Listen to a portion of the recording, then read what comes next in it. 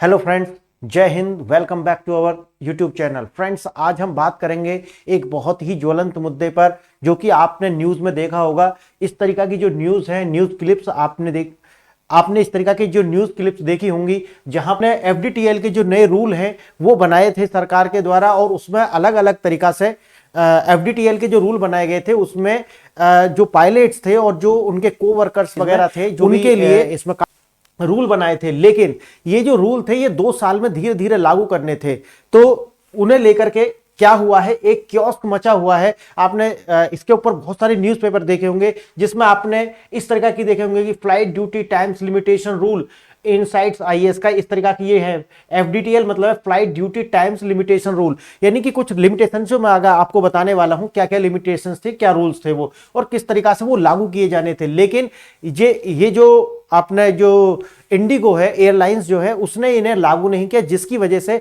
यात्रियों को बहुत ज्यादा प्रॉब्लम का सामना करना पड़ रहा है।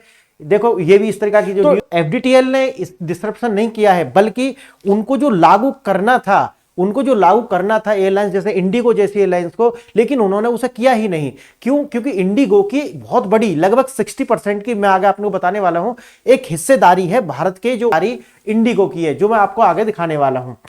इस तरीका से आपने ये न्यूज देखी होगी। लेकिन इंडिगो संकट, हवाई अड्डों पर हाहाकार क्यों है, यह है सबसे बड़ा मुद्दा। और यह सबसे बड़ा जो मुद्दा है, इसमें आपने देखा होगा कि जो एफडीटीएल रूल्स जो बनाए गए थे, डीजीसीए ने पायलटों की सुरक्षा और आराम के लिए flight duty time limitation FDTL नियम लागू किए थे। और अगर, क्योंकि जो डीजीसीए है वो रेगुलेट करता है, लेकिन ये जो कहीं ना कहीं सरकार की, क्योंकि सरकार की एजेंसी है तो सरकार ने रूल बनाए हैं, तो डीजीसीए ने ऐसे रूल दिए थे जिसमें क्या था, जिसमें पहले क्या था, पहले थे सप्ताह में जो है 36 घंटे, यानी कि रेस्ट 36 घंटे थे।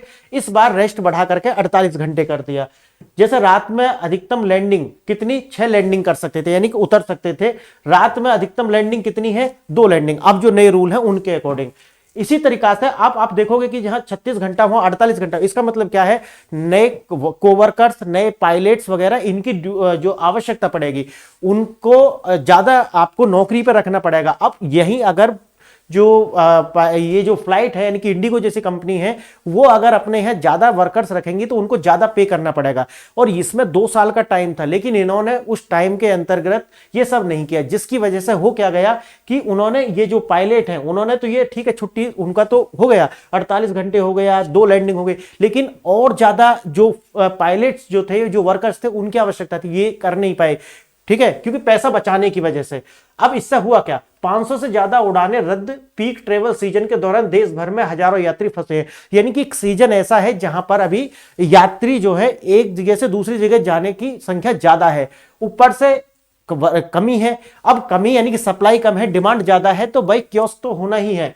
समय पर प्रदर्शन, यानी कि इसे बोलते हैं ओटीपी। ओटीपी मतलब है समय पर प्रदर्शन, जबकि इंडिगो का जो ओटीपी है, यानी कि जो समय पर प्रदर्शन है, वो लगभग 80% था, 80%। लेकिन अब वो घट करके 19 दशमलव कुछ परसेंट रह गया। इसकी वजह से क्या है भाई, कहीं तो 80%, अब 20% के आसपास है। तो ठीक है भाई, दिक्कत तो होगी। इंडिगो जो अपने समय की पाबंदी के लिए जाना जाता था, बुरी तरह विफल रहा है। क्यों, अब हम बताएंगे आगे। यात्रियों पर चौतरफा मारा। अब यात्री क्या है कि जो 4500 रुपए की फ्लाइट थी, वो लगभग 25 से 20 हजार रुपए की फ्लाइट। क्यों? अचानक से उन्हें बताया जा रहा है कि भाई आपके लिए जो विमान है या जो फ्लाइट है वो नहीं है। अब अगर वो कैंसिल करेगा तो उसे तत्काल में कोई दूसरी फ्लाइट के लिए कराना पड़ेगा। अब अगर दूसरी फ्लाइट के लिए कराएगा तो उसे तत्काल में ज्यादा पैसे पे करने होंगे। एक ये भी वजह है। और उस टाइम पे भी वो फ्लाइट मिलेगी या नहीं मिलेगी, इसकी भी कोई गारंटी नहीं है। पैसा भी ज्यादा देने पड़ रहे हैं, और जो फ्लाइट है उसकी भी कोई गारंटी नहीं है। इस तरीका से ये पूरा है। इंडिगो की तैयारी में चूक है। नियमों के लिए तैयारी के लिए 2 साल के समय दिया गया था, और 2 साल में भी जो पर्याप्त पायलटों को काम पर नहीं रखा गया। क्यों नहीं रखा गया होगा, आप समझ रहे हैं। कहीं ना कहीं इंडिगो को ये लगता होगा कि भाई हमारी जो मार्केट में हिस्सेदारी है बहुत ज्यादा है, और हम अपने इस दबाव से सरकार को झुका लेंगे। सरकार को कैसे झुका लेंगे कि भाई हमें कम से कम लोग काम पर रखने पड़े। भाई हर कंपनी, कोई भी कंपनी है, वो यही तो चाहती है कि कम वर्कर हो, हमारा प्रॉफिट ज्यादा आएगा। अगर हम ज्यादा वर्कर रखेंगे तो हमारा प्रॉफिट कम हो जाएगा। सीधा सिंपल सा हिसाब है। तो इसने भी वही करा। अब 2 साल में इसने नहीं किया। अब भाई ये तो होना ही है, जैसे जैसे नजदीक आ गया दूसरा जो फेज है वो लागू करना था। अब दूसरा फेज जब लागू करना था तो समस्या शुरू हो गई। देखो यहां पे ये डेटा देखो, अब भारतीय हवाई अड्डों पर अराजकता, इंडिगो संकट के केंद्र में। पिछले कुछ दिनों में भारत के सबसे बड़े एयरलाइंस के साथ एक अभूतपूर्व परिचालन संकट ने देश भर में हवाई यात्रियों के अस्त व्यस्त कर दिया है, जिससे लाखों यात्री प्रभावित हुए हैं। जैसे इसमें क्या हुआ कि 500 प्लस से ज्यादा, यानी कि 500 से ज्यादा उड़ानें हैं, या तो वो रद्द हुई हैं या तो उनकी उड़ान जो है, जो टाइमिंग है वो डिसरप्शन हो, जैसे हम ओटीपी बोल रहे थे। 19.7% बुधवार को ऑन टाइम परफॉर्मेंस, यानी कि लगभग 20%, कहां था 80%। इससे होता क्या है, लाखों यात्री इससे प्रभावित होते हैं। प्रभावित का मतलब क्या है भाई, उन्हें नहीं मिलती फ्लाइट, वो नहीं जा पाते अपने गंतव्य स्थान पर। यात्रियों का दर्द, अनिश्चितता, वित्तीय नुकसान और कोई जवाबदेही नहीं, यानी कि ना तो कोई उसको जवाब दे रहा है और ना ही जो यात्री हैं या तो उन्हें पहले बता दिया जाए, लेकिन ना तो किसी की जवाबदेही भी कर क्यों दिया आपने। अनिश्चितता है, यानी कि अनसर्टेनिटी बनी हुई है। आंकड़ों के पीछे यात्रियों की कहानियां हैं जो बिना किसी भी जानकारी के घंटों तक फंसे रहे, जिससे उन्हें भारी परेशानी और अप्रत्याशित खर्चे का सामना करना पड़ा। अप्रत्याशित खर्चा क्या है, जहां 4500 रुपए यानी कि लगभग 4500 रुपए की फ्लाइट थी, वो उन्हें 25,000 रुपए में, आप समझ रहे हैं ना, क्योंकि तत्काल में तो यही है। अब एक यात्री कहता है कि मेरी फ्लाइट बस डिस्प्ले से गायब हो गई, यानी कि पहले तो डिस्प्ले से दिखा रहा कि भाई ठीक है इस टाइम आएगी इस टाइम आएगी, लेकिन बाद में पता चला कि कोई फ्लाइट नहीं है। अब इससे क्या है कि कोई भी कुछ बताने को तैयार नहीं था। जो वहां पे जो बैठे रहते हैं उनसे पूछा भाई मेरी फ्लाइट कहाँ है, तो उन्होंने हमें नहीं पता कहाँ है और मुझे मीटिंग के लिए पहुंचना था, लाखों का नुकसान हुआ। यानी कोई व्यक्ति कहीं जा रहा है, कहीं मीटिंग में जा रहा है, कोई प्रोजेक्ट है उसका, अब उसको वहां से लाभ होना था लाखों रुपए का, लेकिन इनके कारण, इनकी इस लापरवाही के कारण उसका ये लाभ भी खत्म हो गया। अब इससे हो क्या रहा है, अत्यधिक किराया, जो कि मैंने बता दिया 4500 रुपए से 25,000, आप समझ रहे हैं, 6-7 गुने के करीब ये हो गया। शून्य संचार, यात्रियों ने एयरलाइंस कर्मचारियों से कोई अपडेट या स्पष्ट जानकारी मिलने से इनकार किया, यानी कि उन्होंने किसी भी पहली जानकारी या तो उन्हें पहले बता दिया होता तो किसी दूसरे से चले जाते, ठीक है पैसा तो ठीक हो जाता, लेकिन अचानक से बताया, अचानक से बताने पर दूसरी फ्लाइट या वहां पर पहुंचने में भी तो टाइम लगेगा ना, वो नहीं हो पाया। अब है अनैतिक व्यवहार, गेट नंबर अचानक बदल दिए गए और डिस्प्ले स्क्रीन से उड़ाने गायब हो गई, यानी कि ये दिखाता रहता है ना कि भाई आपकी फ्लाइट इस टाइम है, फ्लाइट अब यहां पे है, तो उसी तरीका से, लेकिन पता चला अचानक से फ्लाइट अब वहां पे है ही नहीं, यानी कि डिस्प्ले से गायब कर दिया। उनको उनके जो गेट जहां से एंट्री करते हैं, पास ऑन करते हैं, तो वहां से वो भी गायब हो गया। अब पूछने गए तो बता भी नहीं रहे हैं। बुनियादी सुविधाओं की कमी, कुछ हवाई अड्डों पर फूड स्टॉल, यानी कि भाई आप वहां पे जाते हैं, कुछ टाइम आपको बैठना पड़ता है, तो फूड स्टॉल भी होते हैं, है ना, ये भी सब वहां से गायब हो गए, वहां पे वो भी नहीं थे, वो भी बंद हो गए। अब इंसान के समस्या आएगी नहीं आएगी। अब जब इंडिगो को कुछ छींक आती है, ऐसा क्यों मानते हैं कि भाई, जैसे आपने ये बड़ी कहावत है, वैसे बोलते हैं कि भाई अमेरिका को छींक आती है तो पूरी दुनिया को जुकाम हो जाता है, वही यहां पर लिखा हुआ है, इंडिगो को छींक आती है तो भारतीय विमानन को जुकाम हो जाता है। विमानन को जुकाम क्यों हो जाता है, क्योंकि इंडिगो की साझेदारी 60% के करीब है, यानी कि टोटल मिला के जितने और हैं, जिनमें आपको स्पाइस जेट हो, एयर इंडिया हो, या जितनी भी और एयरलाइंस हैं, लेकिन उसमें सबसे बड़ी हिस्सेदारी इंडिगो की है 60%। अब आप समझो अगर 60% वाला जो अगर डिसरप्शन करेगा तो ज्यादा बड़ा दिखेगा, इसीलिए अमेरिका के लिए ये बोला जाता था जो मैंने आपको बताया है। अब इंडिगो सिर्फ एक एयरलाइंस नहीं है, ये भारतीय आकाश पर हावी है। भारतीय आकाश पर हावी मतलब है कि इसकी उड़ान ज्यादा है, इसका विशाल नेटवर्क है और बाजार हिस्सेदारी का मतलब है कि कोई भी गड़बड़ी पूरे सिस्टम में फैल जाती है। क्लियर, यानी कि क्योंकि हिस्सेदारी ज्यादा है तो थोड़ी सी भी हलचल होगी तो लगभग पूरे ताने बाने को हिला करके रख देगी। बाजार में 60% की हिस्सेदारी है। 400 प्लस विमान इनके ऐसे हैं जो कि उड़ान भरते हैं, नेटवर्क में है, सबसे बड़ा नेटवर्क इनका है, इसीलिए अगर थोड़ी भी परेशानी आएगी तो वो ज्यादा दिखेगी, समझ गए ना, वो ज्यादा दिखेगी। और ये ऐसा इन्होंने किया क्यों है, जो मैंने आपको शुरू में बताया कि कहीं ना कहीं ये सोच रहे हैं कि भाई हम सरकार पर दबाव बना देंगे और सरकार जो अपनी जो ये रूल है इनको वापस ले लेगी या फिर तो कहीं कम कर देगी, ये शायद उसकी मानसिकता रही होगी। नहीं तो 2 साल का टाइम बहुत बड़ा टाइम होता है, करना चाहते तो वो कर सकते थे, लेकिन नहीं किया उन्होंने। इंडिगो की प्रतिष्ठा हमेशा से उसकी समय पर प्रदर्शन, यानी कि ऐसा मानते थे कि भाई इंडिगो अपने टाइम के लिए प्रतिबद्ध माना जाता है, उसको पंक्चुअल कह सकते हैं, यानी कि टाइम का पंक्चुअल है वो एकदम, इसलिए उसका ओटीपी था 80%, यानी कि जो टाइम पर उड़ान भरनी होती थी वो टाइम पर उड़ान भरने का जो समय है वो लगभग 80% था, यानी कि 100 में से 80 बार सही टाइम पर वो उड़ान भरते थे, ये माना जाता था। और यहाँ पे ग्राफ भी दिखाया गया, देखो ये ग्राफ है यहाँ पर, अक्टूबर नवंबर, अब देखो यहाँ पे जैसे अक्टूबर नवंबर दिसंबर में देखो यहां से गिरना शुरू हो गया, यहां 65% आया, 35% और धीरे धीरे कहां आ गया 90.7%, क्योंकि जैसे जैसे वो रूल लागू होते हैं उसी तरीका से ये जो ग्राफ है वो नीचे की ओर जाता है। क्लियर? संकट का तात्कालिक कारण क्या है? एफडीटीएल नियम है। अब एफडीटीएल अपने आप में कोई समस्या नहीं, जैसे मैंने आपको बताया है, लेकिन अगर टाइम से ये कार्य करते तो ये हो जाता। अब डीजीसीए द्वारा लागू किए गए flight time duty limitation FDTL नियम है। इन नियमों का उद्देश्य पायलटों और क्रू के अधिक आराम देकर उनको आराम देना है, ताकि किसी भी कैजुअलिटी से बचा जा सके, क्योंकि लगातार वो ज्यादा कार्य करेंगे तो आप समझते हैं ना कि अभी जो अहमदाबाद में जो फ्लाइट क्रैश की गई थी उस तरीका की घटनाओं से बचने के लिए इनको ज्यादा आराम दिया गया। पायलटों को जो थकान है वो कम हो और हमारी जो यात्रा है वो कैसी हो, सुगम हो, यानी कि आसान हो, बिना किसी कैजुअलिटी के हो। इसका ये टोटल जो एफडीटीएल, क्योंकि क्वेश्चन पेपर में आ सकता है इस तरह का यूपीएससी वगैरह में भी कि एफडीटीएल किसने लागू किए हैं, तो डीजीसीए ने किए हैं। क्यों किए हैं? जो पायलट हैं उनको ज्यादा आराम देने के लिए, दुर्घटनाओं को कम करने के लिए और सुरक्षा बढ़ाने के लिए। तो इस तरीके से आप कोई भी वो आपको 1 2 3 करके क्रिएट करके दे सकता है, तो ध्यान रखें। पृष्ठभूमि, ये नियम एयर इंडिया एक्सप्रेस जैसी यानी कि लगभग जितनी भी बड़ी वो थी उन पर लागू था, क्योंकि जैसे कि पिछली दुर्घटनाओं के बाद बढ़ी हुई जांच और सुरक्षा चिंताओं की प्रतिक्रिया है।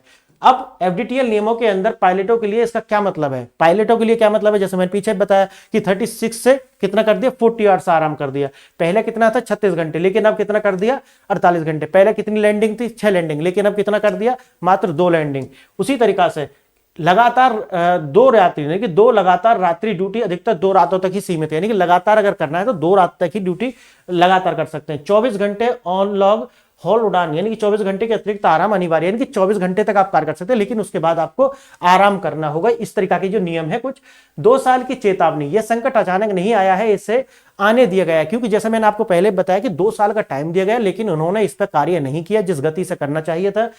और क्यों नहीं किया उसका भी मैंने आपको कारण बताया है। 2 साल पहले एफडीटीएल नियम लागू की घोषणा की गई थी। 1 जुलाई फेज 1 लागू किया गया, यानी कि 1 जुलाई तक पहला फेज स्थिति नियंत्रण थी जब तक। दूसरा फेज 1 नवंबर के बाद में लागू हुआ, और जैसे ही लागू हुआ तुरंत ये समस्या आनी शुरू हो गई। तो 2 फेज में लागू करनी थी, 2 साल में, फर्स्ट ईयर और सेकेंड ईयर। और जैसे ही दूसरा शुरू हुआ इन्होंने उसकी जो डिमांड है वो पूरी नहीं की, यानी कि जितने पायलट रखने थे, क्रू मेंबर जो रखने थे वो नहीं रखे, इसलिए समस्या आ गई। इंडिगो का क्रू प्लानिंग सिस्टम ध्वस्त हो गया और जिससे क्राइसिस आ गया। क्लियर? असली अपराधी अपर्याप्त योजना और गंभीर मिसमैच है। असली जो अपराध क्या है, या ये जो अपराधी कैसे बने, क्योंकि अपर्याप्त योजना, इसका मतलब है कि जो डिमांड और सप्लाई है उसके बीच मिसमैच हो गया। मिसमैच कैसा हो गया? मिसमैच इस तरीका से हो गया कि जितने लोग चाहिए थे वो नहीं आए, और इन्होंने उनकी भर्ती नहीं की। क्यों नहीं की? क्योंकि इन्हें ज्यादा पे करना पड़ता, ज्यादा खर्चा, और कंपनी चाहती है वो ज्यादा से ज्यादा बचत करें। इंडिगो का मुख्य विफलता है अपनी उड़ानों का विस्तार करते हुए पर्याप्त पायलटों की भर्ती न करना। एयरलाइन ने विमान तो खरीदे, लेकिन उन्हें उड़ान के लिए पर्याप्त क्रू की योजना नहीं बनाई। भाई उन्होंने जो है इंफ्रास्ट्रक्चर पर तो खर्च करा, क्योंकि भाई ये तो उनका क्या है, विमान पर तो खर्च कर सकते हैं, लेकिन जब हम तनख्वाह देते हैं तो वो हमारा क्या नहीं है, उससे मतलब वो पैसा चला गया। अब हम गाड़ी तो खरीद सकते हैं, गाड़ी तो हम खरीद सकते हैं, लेकिन ड्राइवर को पैसा जब हम देते हैं ना तो दुख होगा, और गाड़ी में हम पैसा देते हो तो लगता है कि ये तो हमारे पास ही रहनी है, वही वाला सिस्टम है। अपर्याप्त हायरिंग, 2 साल की अवधि के बावजूद पायलटों की कमी की दूर करने के लिए कोई पर्याप्त जो कदम नहीं उठाए गए। विमान बनाम क्रू, एक तरफ इंडिगो ने अपनी घरेलू उड़ान 6% बढ़ाई, दूसरी तरफ उनके पास इतनी बड़ी हुई उड़ानों की संचालित करने के लिए पायलट ही नहीं थे। गाड़ियां तो 50 हैं और वो ये चलाने के लिए कोई नहीं है। इस तरीका का एग्जाम्पल यहां ले सकते हैं। 2 कहानियां, इंडिगो की हम समय चाहिए बनाम पायलटों का सरकार पर दबाव। ये नहीं कि मतलब है इंडिगो कहती है जो कंपनी है कि भाई हमें थोड़ा सा और टाइम दीजिए, और पायलट कहते हैं कि नहीं नहीं ठीक है भाई, उन्हें तो चाहिए ना, आराम मिल रहा है, सब कुछ है, तो पायलट तो कहेंगे कि ठीक है, लेकिन कंपनी कह रही है कि नहीं हमें और थोड़ा सा टाइम चाहिए। अब इसमें क्या है, सीईओ ने माफी मांगी है जो इसके जो कार्रवाई हुई है, तो और डीजीसीए ने एफडीटीएल नियमों को 10 फरवरी तक स्थगित करने का अनुरोध किया है कि जैसे पहला चल रहा था वैसे ही चलने दीजिए 10 फरवरी तक। और 10 फरवरी तक इसके अंदर भी एक डिबेट आ जाएगी, और एक एथिकल डिबेट ये आएगी कि वास्तव में हम 10 फरवरी तक यात्रियों की सुरक्षा के साथ समझौता कर लें, 10 फरवरी तक चलन दें। अगर कोई घटना होती है तो उसकी जिम्मेवारी कौन लेगा?